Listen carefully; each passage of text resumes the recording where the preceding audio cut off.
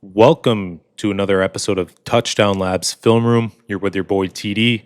Just want to say shout out to all the fans there, all the people that have been following me on Twitter at Touchdown Labs, subscribing to my YouTube channel. Keep it up, guys. Shout out to Sure, investing in this mic here, investing in the channel, trying to get you guys the best content that I can on a week in and week out basis. So today on our film rooms, we're going to be covering our Pittsburgh Steelers and really some of the dangers that this Colts offense presented in their first 15 plays. Anthony Richardson was able to carve up this Steelers defense 14-0 before getting a hip injury and heading into the locker room. I want to cover some of the things that he did. I want to cover the Indies O-line and their running back situation, some of their receivers, and how they had the success going down the field. We'll also take a look at the Steelers defense, what they present here, and break down the Steelers, really give you guys the science in our laboratory here at Touchdown Labs. So Steelers are coming in at 3-1, undefeated coming into this game against the Colts, and really the Colts were able to give them the fits, and they gave the Steelers their first loss of the season. They have wins against the Chargers, Broncos, and they have their first win actually against the Falcons. They've won these games 18-10 against the Falcons, 13-6 against the Broncos. I know we all know Broncos aren't really known for their offense this year, and 20-10 against the Chargers. A Chargers team who is a little bit funny right now with their quarterback situation and what's going on with his ankle injury. So their first loss is 27-24 against the Colts. Joe Flacco is able to come into the game, score 17 points after Richardson, and hold on to that win. 3-point win for the Colts, a big one for them. And now, something I want to point out before we start the film session is the Steelers are actually getting 13 points per game. 53 points on the season. Very, very hard to score against this defense. No one's really running the ball against them. They are susceptible to attacks through the air, and we're going to cover that. But the Cowboys might not be able to do that this week because of a Brandon Cooks injury. And Cowboys fans are a little bit pessimistic right now. I know you guys are feeling it. Fire Jerry, the GM. The Devontae Adams trade here. We'll talk about that in a little bit. And really what's going on with the team. But you know what? This is an opportunity for the Cowboys to show everybody who they are. This is an opportunity for a lot of players to break out. Don't forget, we saw Micah Parsons do this with DeMarcus Lawrence going down with that Liz Frank injury a couple of years ago, and now he's a star pass rusher. Can Overshown step up? Can Nealon step up? Can other rookies on the team really come up and play and show their worth in this NFL league? I don't know. We're going to find out on Sunday. And now let's get into this first play here. Richardson's going to fake the handoff to Jonathan Taylor. We'll look into the blocking on the O-line after. This is kind of a bird's eye view, but they're going to go to Pittman here.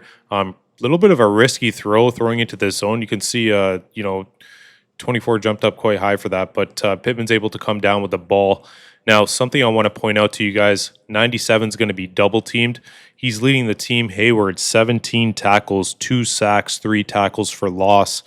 They're leaving 99 one-on-one, and 99 is able to get this pressure here and collapse the pocket.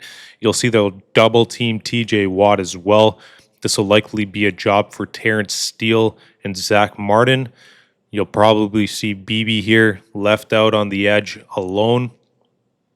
And tight end is on their strong side linebacker, and he's the most productive person in terms of getting production in the statistical categories here. We have Herberg and Highsmith. Highsmith's leading the two with 11 tackles. They're both combining from 3 sacks at the strong side linebacker position and 4 tackles for loss. So the fact that teams are double teaming TJ Watt, it's showing on the other side. These other folks are able to be productive there. And by folks, I mean their strong side linebacker. And Hayward's able to take that double team from that side as well, which is giving them a lot of opportunity, 1 on this tight end here as an example, and 2 possibly on Guyton going into next week's game. Don't be surprised if they put TJ Watt on Guyton's side and switch this around. They will do this throughout the formation and throughout the game. I will point that out. You'll see 99 getting pressure, and 75 is doing a great job to let Anthony Richardson kind of let this fly. Some familiar faces on the secondary here with DeMonte KZ playing for them. Minka Fitzpatrick's a problem in their back end. and their cornerbacks are also problems as well with Joey Porter Jr. and Issue. This is the problem, or not really problem, but this is some success that the Colts are having. That a problem I think the Cowboys are going to have is not being able to run the ball. Colts are able to do this, and they're able to make T.J. Watt chase, right? And if you're able to make him chase around the edge and chase Jonathan Taylor from the back end, that's what you want. You're leaving Patrick Queen here to kind of make this tackle. He's able to miss. Guys, don't forget, a lot of Steelers fans have been calling Patrick Queen a little bit of a bust right now. They're not happy with his play, and everyone's saying Roquan Smith kind of made him a product of Roquan Smith's system where he's calling the plays and putting Patrick in a position to succeed. And Patrick Queen's not able to do that on the Steelers defense, and they're having a lot of problems for him calling for his head in terms of the fan base there in Pittsburgh. Now, Colts are going to continue to run the ball here. They had that one successful pass, and they're going to just really run it down Pittsburgh's throat in terms of getting into the red zone here. Now they're going to throw again. They're going to Pittman, their number one receiver. 24 is covering him. And this is where we can have some success. CeeDee Lamb and Dak Prescott are going to need to cut for the offense and really make up for the defense having some injuries here. They're going to have to cover up for a lot of warts we have on defense right now in terms of pass rush. We're going to need Dak Prescott to play the short game and continue to get criticized to do that. But he's going to need to do that in order to continue this, us being able to strive towards our time of possession. We can't get time of possession right now in the run game, so Dak Prescott's going to need to throw the ball short, and we're going to need to get tackled in bounds in order for us to get that time of possession battle won. It was lost very, very badly during the Giants game. Sorry, I'm just looking back at this to see, how they're exploiting Pittsburgh, running it really 90% of the time on this drive, and they're running it through the middle. They're blocking really well on their O-line, and if we're going to be successful against this team, we're going to need to run the ball. Rico Dowdle is going to need to have some kind of threat running the ball. You can see they're putting 99 one-on-one. They're making number 90, TJ Watt, run around from the back end to chase, and this is on their corners and their linebackers to make these tackles. It's not easy for their secondary to pull up and hit Jonathan Taylor and go head-to-head with a collision against him. Let's watch number 6, Patrick Queen. He's really their best player that they signed in the offseason, and he's struggling getting off blocks here. So is this something that we can take advantage of as these Colts go and get into the red zone on their first possession? It's going to be extremely important if the Cowboys want to start off with the ball, that we have a similar kind of drive to this. Last couple of weeks, Cowboys started with the ball, and what's happening? We are 3 and out, and then we're putting a lot of pressure on our defense to contribute with a 3 and out themselves in order for us to get back into the game. And then we're giving an extra possession to the other team by giving them a possession in the second half. So it's important if McCarthy wants to continue by putting the team on the offense's back that we at least get 3 points coming out of this first initial drive to put our team up and alleviate some of that pressure on the defense. They continue to run the ball here in Indianapolis. They continue to give Jonathan Taylor carries. At this point, I think he's gotten 5 or 6 carries on this drive alone. And Anthony Richardson always has that threat that he will run the ball in himself. I think Dak, I would love for him to do that a couple of times during this game just to show the NFL and put it on film that he's willing to run the ball this season. Haven't really seen that from him. I think Dak being a dual threat quarterback, working out as much as he does, and being such a strong guy can even get a few yards. That'll be key in quarterback sneak situations, red zone situations, and other situations where we can fake Hunter Lipke the ball. Now, that was a little bit on the Colts offense there. We can review the Steelers offense as well and see what's happening with Justin Fields. This is the first possession of the Steelers in the game. So Justin Fields is going to go ahead and trip, and this is what I mean. Little experience makes little mistakes amplified. Justin's footwork, and I don't want to, talk Justin down. He's a fantastic player. But there's a video out there of Justin and Jordan Love and CJ Stroud, I believe, It's one or two or the three. And they're doing footwork drills. And, you know, Jordan Love is miles and miles ahead. And I actually think it's CJ Stroud, to be honest, because they came out of the same draft class.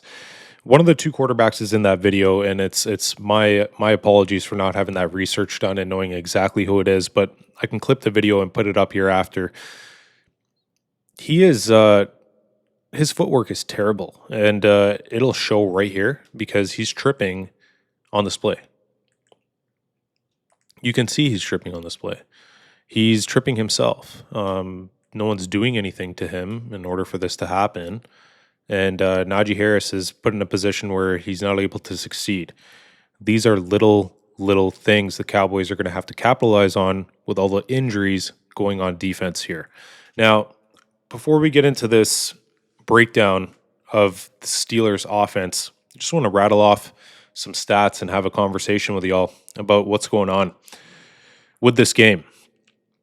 So, for example, Steelers have scored 75 points this season, and they've given up 53. They're averaging 18.7 points per game, giving up 13.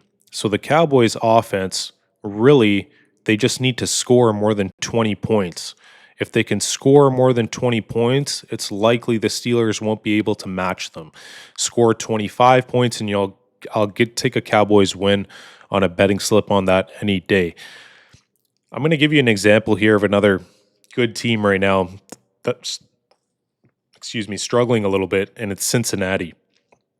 102 points for, 104 points against. It's almost pretty much a 50-50 split there. Their offense is not hiding that defensive, struggle they're having, giving up so many points per game. Where for Pittsburgh, their defense is really masking their offensive struggles by making sure their offense doesn't even have to score 20 points per game in order to come out with a win. So, Najee Harris versus Justin Fields. Najee has 68 carries on the season, 228 yards. If we're comparing that to the top five backs right now, they're sitting at about 400 or 500 yards. So, he's not getting utilized that way, but I do want to mention he's 10 for 15 on his receptions with 84 yards, so he can be a threat coming out of the backfield. He's only dropped 5 of these passes. And they don't have too many passing threats outside of that. George Pickens, I'm going to point out for you guys, has 0 touchdowns with Justin Fields. He's not really their number one wide receiver. When you watch these games and you watch Justin Fields get into the red zone, I'm going to get into this right now when I play this film.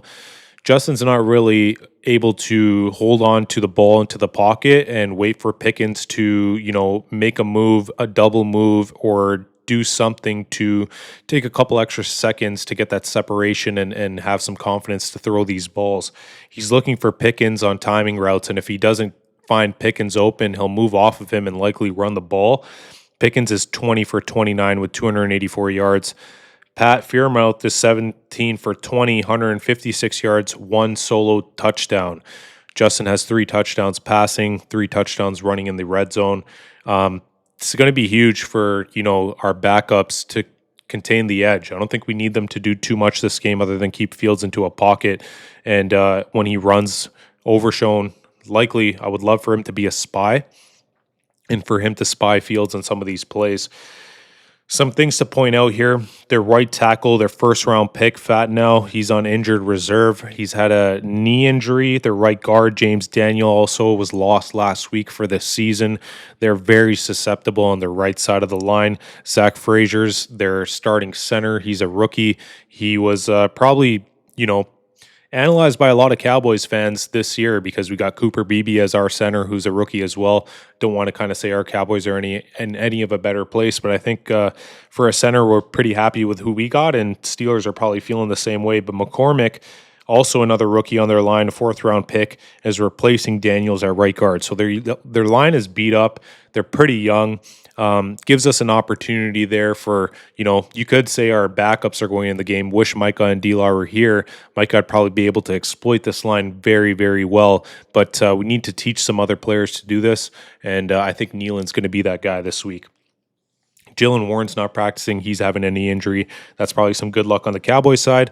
And we already talked about Patrick Queen and how Steelers fans are feeling like he's kind of a bust. And I had this conversation with a good Ravens fan that I've had that's a friend. And we really think that Patrick Queen got paid as a product of the system. And I mean Roquan Smith's system, because ever since he went to Baltimore, Patrick Queen's stock has gone way up. He has 7 or 8 solo tackles in the last 2 games. So you could say he's playing better and playing a lot better than the first couple of tackles that he had during the first 2 games. But really, Fields is that guy here, and Fields is that individual that we got to be careful about. He has 2 big plays, 2 plays over 20 yards, 38 carries. Compare that to Najee's 68. He is carrying the ball quite a bit, 145 yards for him, 3.8 average. Now, let's just watch Fields, see what he can do here, and kind of get an idea of some of the threats that he's going to present to the Cowboys defense, which, like we've said several times here, is dealing with an injury to Micah Parsons, dealing with an injury to DeMarcus Lawrence, and dealing with an injury. Really, I wouldn't even say it's an injury, but a lack of depth on their defensive line in the defensive tackle department. They can't figure out who to start there. Mozzie had a really, really strong game. Really happy for the guy there. People have been calling him a bust and kind of labeling him down, getting his confidence down. Let's see if he can continue the success that he had against the Giants going into this week. So Fields, again, second play here. He's going to roll out, and like I said, he's going to look for a receiver. If he can't find anybody, he's going to decide to run the ball.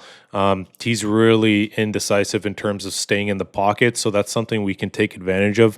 Fields is a good player. Chicago kind of probably gave up on him a little bit too soon, but in terms of him being a passer, I can't say that he's one of the top passers in the league. I was talking about Zach Frazier here, and he's a liability on their line. Their right side of their line is going to be a liability. So let's actually just do this. These 3 guys here, this is who we were speaking about. Zach Frazier is the center, rookie center, okay?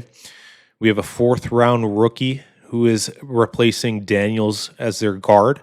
And then we also have a replacement here at right tackle. So they are putting their tight end to chip on this side, and you can see how many problems this is going to cause them.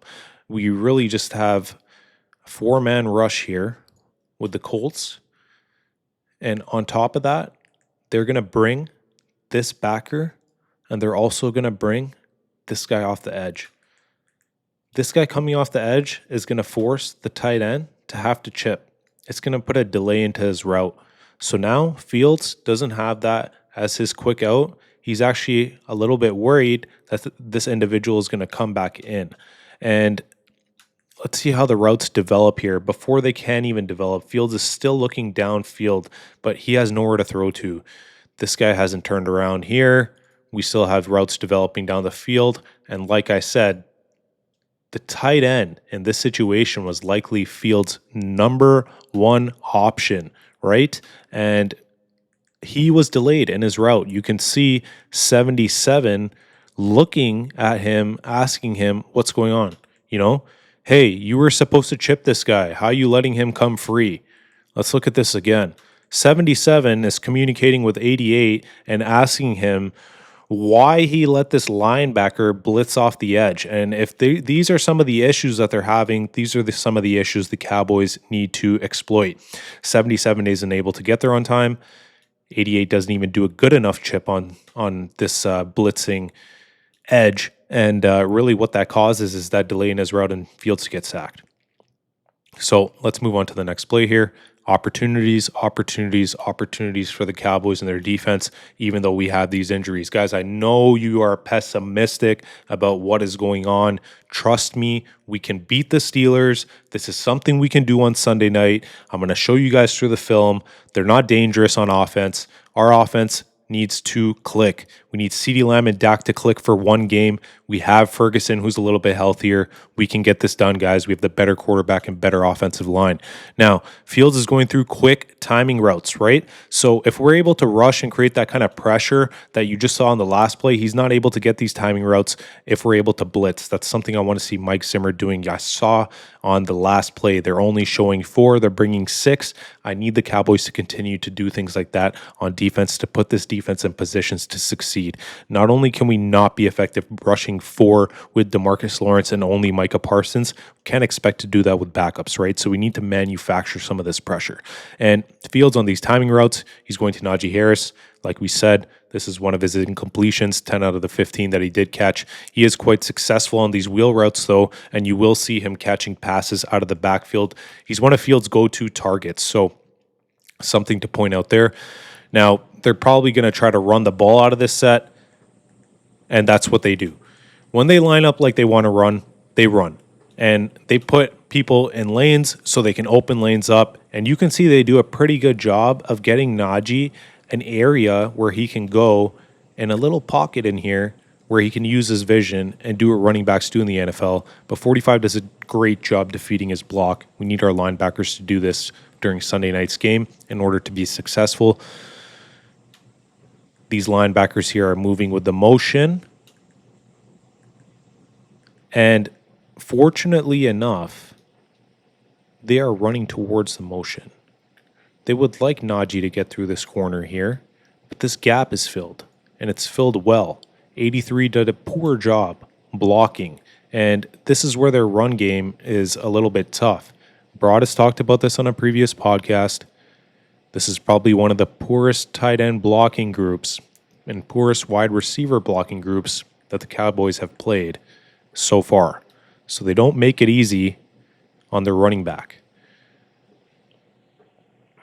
Guys, Fields is not only a running quarterback, he can sling the ball if you give him some time. This is a tighter window throw.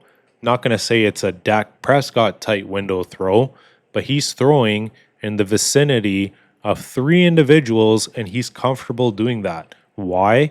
Justin Fields is an NFL quarterback. You cannot take him lightly. He is 3-1 on a Steelers team for a reason. The Steelers last year were a great team missing a mediocre quarterback. Justin Fields can be that bus driver for them and get even better while he drives that bus. So we need to be careful here, and you can see he fits this in this window quite well. A little nugget I'm going to point out for Cowboys fans right now, Dak Prescott's actually the number 1 in tight window throws in the NFL, and the Cowboys wide receiver group is last in separation. So what does that mean? That means our play caller is failing to put our receivers in a position to get separation and succeed. And it also means our quarterback is being forced to throw balls in windows where they could be possibly picked off. And I don't see other quarterbacks in the NFL being put in those positions. Every time I'm looking at red zone around the league and I'm looking at these other games and I'm watching 5 laptops and 10 different screens on Sunday to see what's going around the league, what I'm seeing is offensive coordinators are putting their quarterbacks in positions to succeed, and a lot of easy throws are happening. Jaden Daniels is a perfect example of this. So many throws I see by Jaden Daniels that are red zone throws are to wide open receivers. They're scheming the receivers open. Cliff Kingsbury's running a static offense, and he's still able to get that job done. You can see Tomlin tries to do this the best he can with Fields as well by putting Fields in positions to succeed. Even though Fields can be susceptible to making mistakes, they do not drift away from the run. You'll see this with Cordell Patterson. They give him the ball on checkdowns. Cordell couldn't run the ball there. It's fine. They'll create space for Cordell to get this ball on a checkdown and make something happen himself. The O-line always commits to the run. This is an issue with the Steelers that we're going to have to face. Trust me, they've watched tape against us. They're going to run the ball. And they're going to run it through Fields. They're going to run it through Najee. They're going to run it through Cordell Patterson. And they would definitely will run it through Pat through a short game. So Pickens, I'm not so worried about. Like I said, 0 touchdowns between that combo. But this short game that they're going to run, and like I said, they're going to run it with their tight end, keeping their team on the field, keeping the team with possession. Their team at home playing on Sunday night, they're not going to want to give the ball to the Cowboys and give the ball to Dak Prescott to win the game. I think Mike Tomlin understands that Dak needs to be the one to win this game against the Steelers. And in order for Dak to do that, he's going to need to throw the ball. They will play this time of possession game over and over and over again. Now, they're punting the ball away, and they want to pin the Colts deep. We're going to go into the Colts' second drive. And now this is going to be the second part of our segment here, where we're going to go through the second portion of the Colts' first 15. A couple things I'm going to talk about while the film goes ahead and plays here. So Pittsburgh is the 22nd ranked passing offense. Cowboys can catch a break there with Deron Bland out, and Pittsburgh really is going against the 4th ranked passing offense in Dak Prescott. Cowboys fans will look at you and tell you that these are empty yards and these are in garbage time. But guess what? Dak's really trying to come back in Baltimore, so I wouldn't say that's garbage time whatsoever. And passing yards he got against Giants, they're pretty legitimate to me. And same with Cleveland. So he's earned these throughout the first 4 weeks of the season. And with the Saints game, that's the only game you can consider it garbage time. But really, I don't think that's padding his stats by much. So Dak's missing Cooks. And let's talk about Davante Adams for a little bit. Davante Adams is somebody the Cowboys should trade for. Why? They've been looking at a receiver for quite some time now. And guys, I'm not going to get away from the film here. I'm going to give you a chance to break this down with me.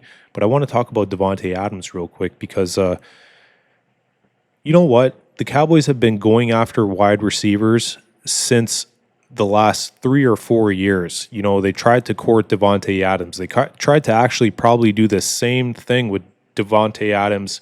They tried to court Odell Beckham, and they tried to do this same thing with Brandon Cooks. And this was actually the same type of situation where Brandon Cooks, his team was paying him about $17 or $18 million. Keep in mind, Davante Adams' number is around 13, could possibly be 10. And Houston was also asking for a second-round draft pick. The Cowboys were willing to make that trade. Brandon Cooks is now injured.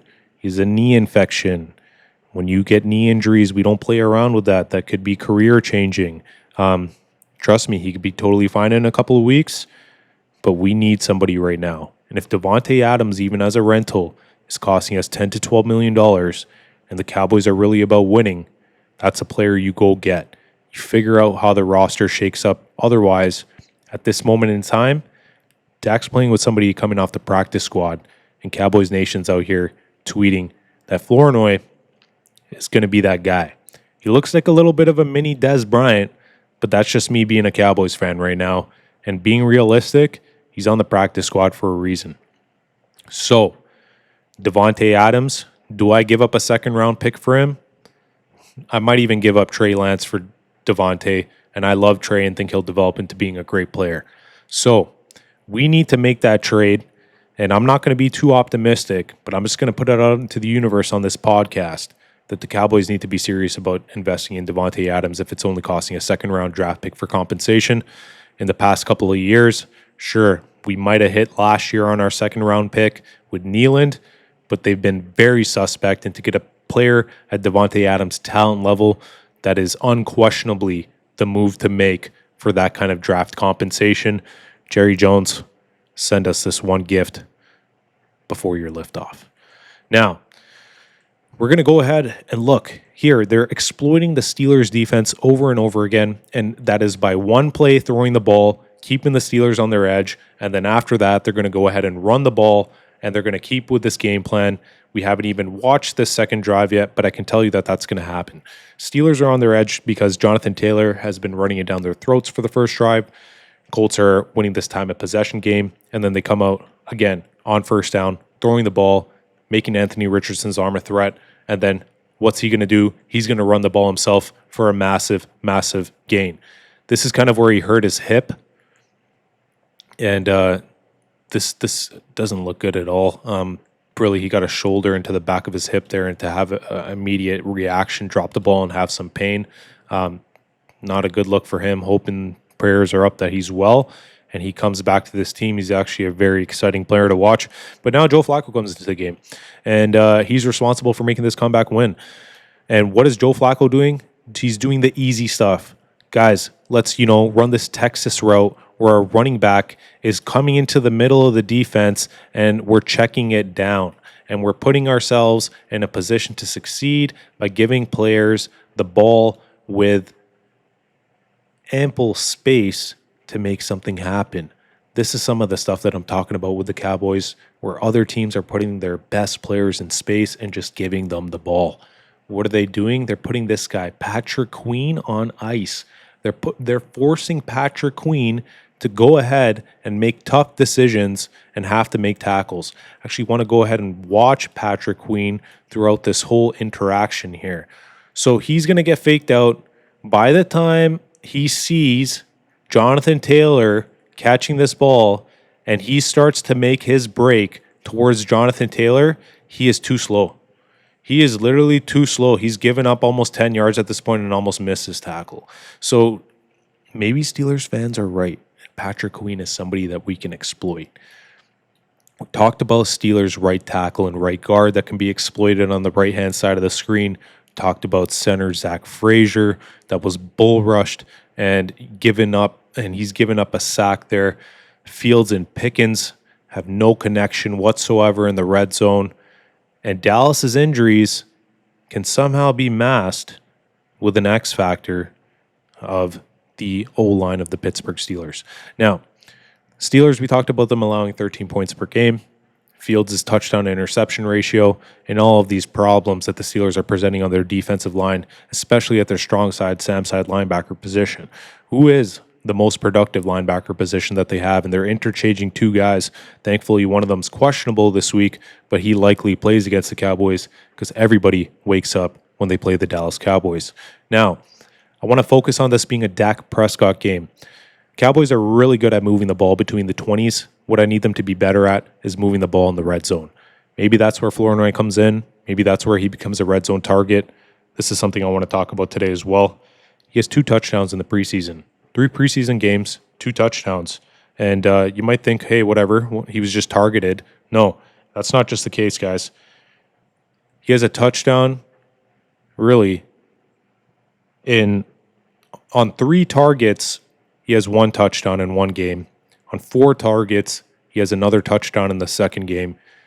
They are hyper-focusing the game plan around Flournoy in these preseason games to come down with the ball.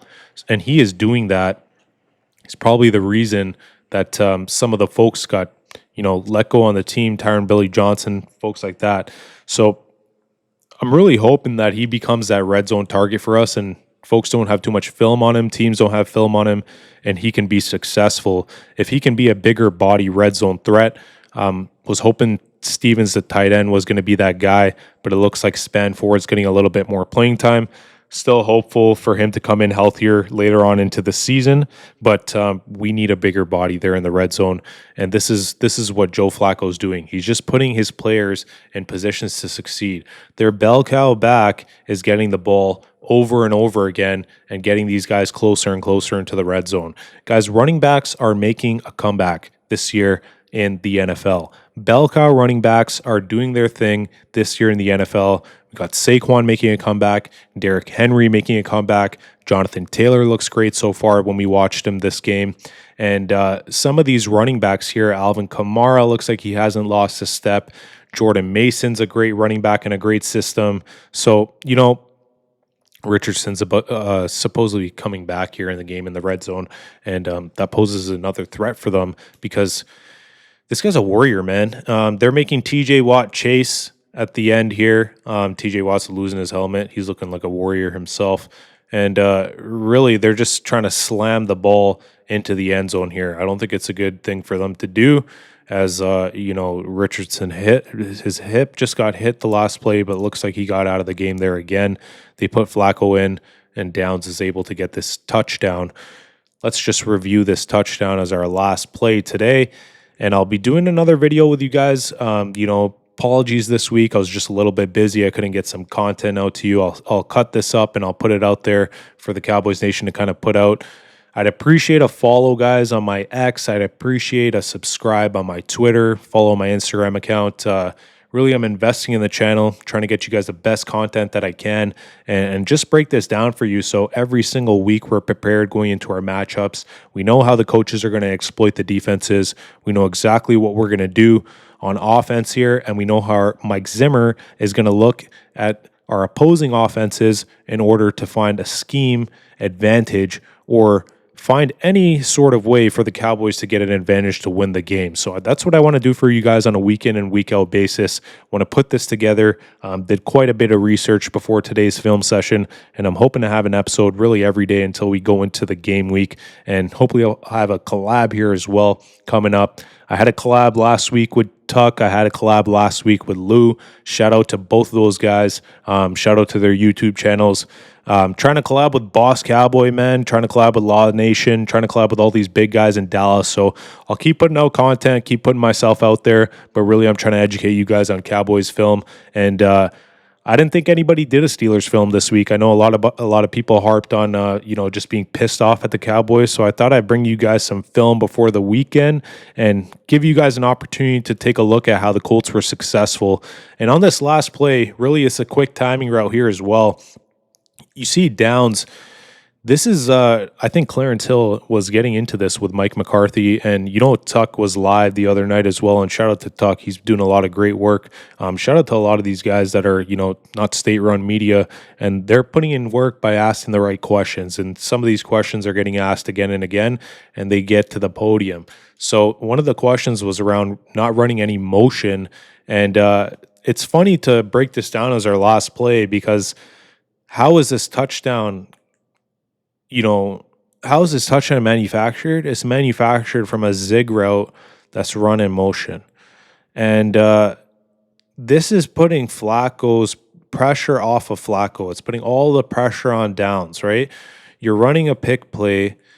I'm going to pause it again. Pittman's here. This is defended pretty well. They have a defender here, here, here, here, and here.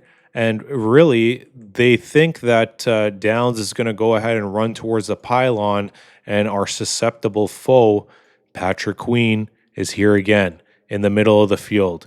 This cut happens. Patrick Queen, he recognizes this a step too late. It seems like this is something that's common for him, and he's getting that hit there. And look, he's blaming somebody else.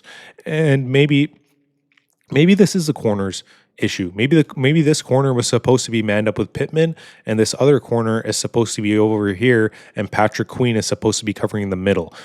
We don't know, but they're having communication issues, and if they're having communication issues, this is something the Dallas Cowboys can take advantage of. TD Labs out.